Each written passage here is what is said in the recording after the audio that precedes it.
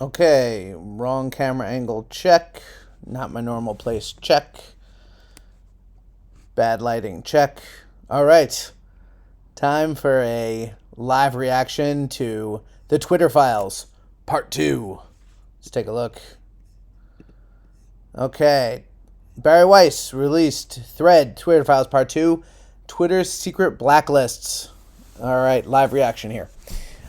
For reading this for the first time. 1.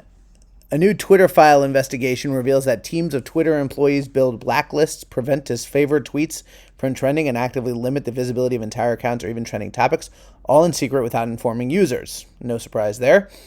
Twitter once had a mission to give... Now, the issue isn't what they're doing. We all know what they're doing. The issue is who knew what's happening. That's what we're looking for.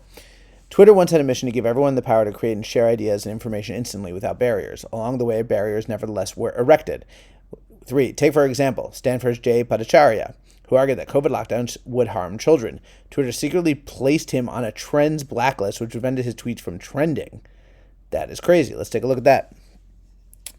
So this is Jay Bhattacharya, recent abuse trice, trends blacklist, strike count 0. So this looks like a screenshot of their internal mechanism to show each individual user. Fascinating. Okay. Or consider the popular right-wing talk show host Dan Bongino, who at one point was slapped with a search blacklist. Notifications by search blacklist. Twitter view verified multiple accounts. Strike count 0. Not safe for work view. SPMA. I don't know what SPMA is supposed to be. That's weird. Twitter set the account of conservative activist Charlie Kirk to do not amplify.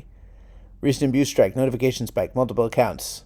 Strike count, do not amplify. Wow.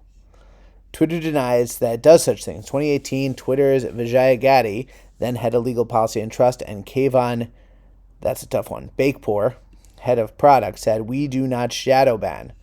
So this proves that was a lie. They added, and we certainly don't shadow ban based on political viewpoints or ideology. What many people call shadow banning, Twitter executives and employees call visibility filtering, or VF. Multiple high-level sources confirm its meaning. Visibility filtering. Love it. Wow. Think about visibility filtering as being a way for us to suppress what people see to different levels. It's a very powerful tool, one senior Twitter employee told us. VF refers to Twitter's control over visibility. It used VF to block searches of individual users, to limit the scope of a particular tweet discoverability, to block select user posts from ever appearing on the trending page, and from inclusion in hashtag searches. All without users' knowledge. Love that one. That's getting a retweet. All right. I like that she just put that in its own tweet. And I think a lot of other people do because, she's getting a lot of traffic on this. Barry Weiss. Okay, continuing. We control visibility quite a bit, and we control the amplification of your content quite a bit. And normal people do not know how much we do, when Twitter engineer told us. 2 additional Twitter employees confirmed. The group that decided whether to limit the reach of certain users was the Strategic Response Team, Global Legislation Team, or SRT GET. It often handled up to 200 cases a day. But there existed a level beyond official ticketing, beyond the rank-and-file moderators following the company's policy on paper. That is the Site Integrity Policy, Policy Escalation Support, known as SIPES. SIPES. It sounds like a Jewish food. This secret group included head of legal, policy, and trust, Vijay Gadde, global health trust and safety, Yoel Roth, that guy again, subsequent CEOs Jack Dorsey and Parag Agrawal, and others. This is where the biggest, most politically sensitive decisions got made. Think high follower account, controversial. Another Twitter told us for these, there would be no ticket or anything. One of the accounts that rose to this level of scrutiny was Libs of TikTok. Of course, Libs of TikTok. An account that was on the trends blacklist and was designated as do not take action on user without consulting with SIPES. SIPES, from what I know about Liz of TikTok, she'd love some SIPES. SIPES has become a Jewish food in my mind. All right, here we go. Notification strike, trends blacklist, recent abuse strike, Twitter mode account strike, IP. Do not take action on user without consulting with SPES. Wow. That's crazy. The account, which skyrocketed, began in November 2020 and now boasts over 1.4 million followers. See, she's the perfect example of what do you do better than everyone else, and that's why she's earned so much followers. Kai Ratchik is amazing. Was subjected to 6 suspensions in 2022 alone, Ratchik says. Each time, Ratchik was blocked from posting for as long as a week. Twitter repeatedly informed Ratchik that she had suspended for violating Twitter's policy against hateful conduct. Love it. Because you know what she did? She took what people posted publicly and then posted them again. But to the wrong audience. That was the issue. But in an internal CIPUS memo from October 2022, after a 7th suspension, the committee acknowledged that LTT has not directly, I guess LTT is supposed to be libs of TikTok. Oh yeah, because they got rid of the O. Has not directly engaged in behavior violative of the hateful conduct. See here, site policy recommends placing libs of TikTok file at 1.3 million not verified in a 7-day timeout at the account level, meaning, I'm going to make this bigger, meaning not for a specific tweet, based on the account's continued pattern of indirectly violating Twitter's hateful conduct policy by tweeting content that either leads to or intends to incite harassment against individuals and institutions that support LGBTQ communities. Whoa. Twitter internal memoing is super anti-LGBT. They only said LGBTQ. They didn't say AI plus, yada, yada, yada. How dare they? At this time, site policy has not found explicitly violative tweets. Is it violative or violative? I don't know. Which would result in a permanent suspension of the account. This type of enforcement action, repeated 7-day timeouts at the account level, will not lead to permanent suspension, however, should LTT engage in any other direct tweet level violations of any site policies.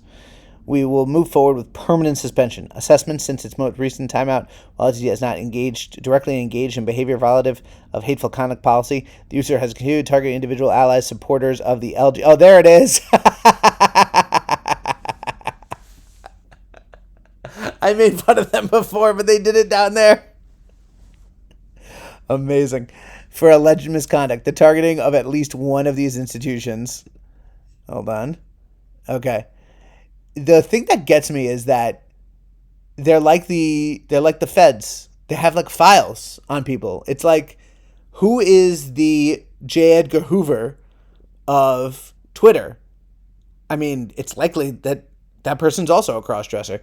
All right, the committee justified her suspensions internally by claiming her posts encourage online harassment of hospitals and medical providers by insinuating that gender-affirming healthcare is equivalent to child abuse or grooming.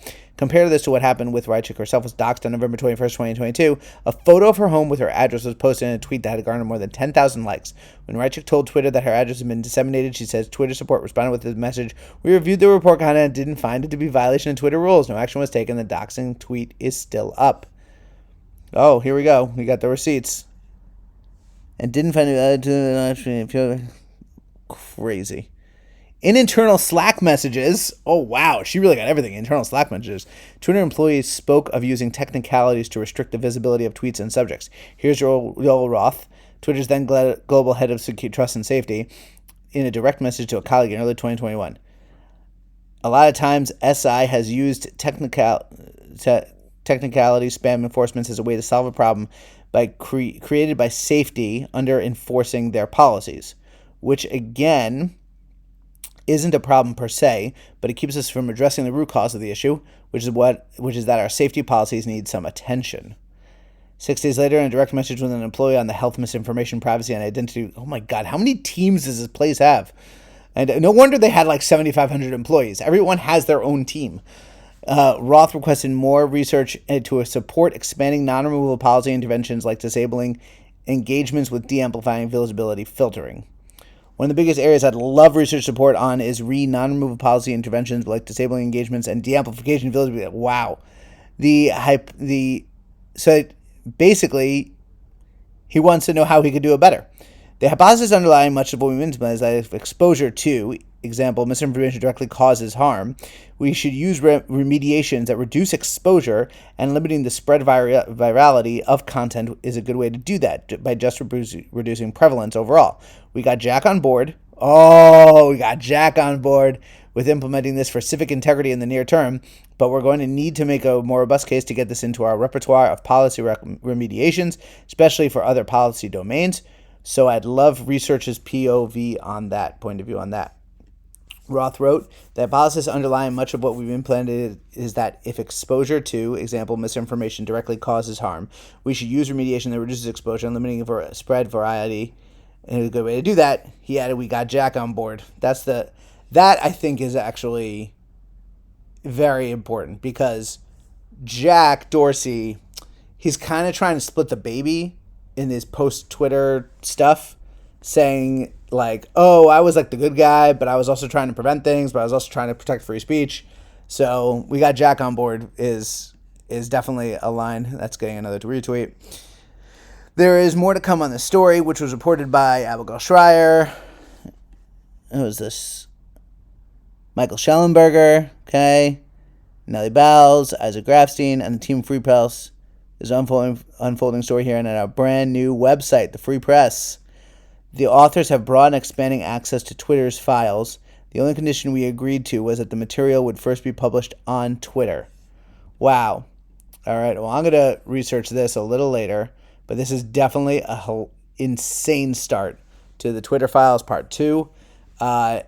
Basically, just a recap, the most fascinating parts that I saw as part of the Twitter files part 2 was just how detailed their own internal software was in keeping track of people. They had different flags, different notes, different checks, and all this kind of stuff. They obviously had a robust internal software for these kind of things. That makes sense. They're a huge company. They're a software company. They know what they're doing. They're a technology company. I mean, I used to do this kind of stuff in like the project management level. Like, it's not that hard to make this stuff, but it's the fact that they did it just to basically stop content from disseminating. Is it possible that it was created with the intent of doing that for actual violent calls for violence or pornography or anything like that? It's possible it just did that, but it doesn't seem like it, because there should be, as Adam Carolla always says, it's like you have a dimmer switch and you have a toggle switch.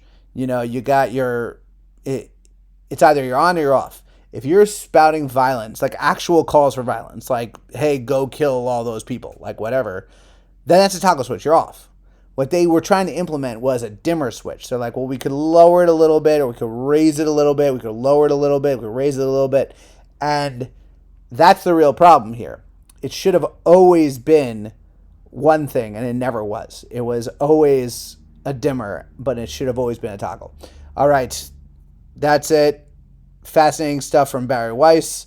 I'm going to keep reading it, but that's my initial reaction of her Twitter thread on the Twitter Files Part 2. And stay tuned. We're going to get to Part 3 pretty soon. All right.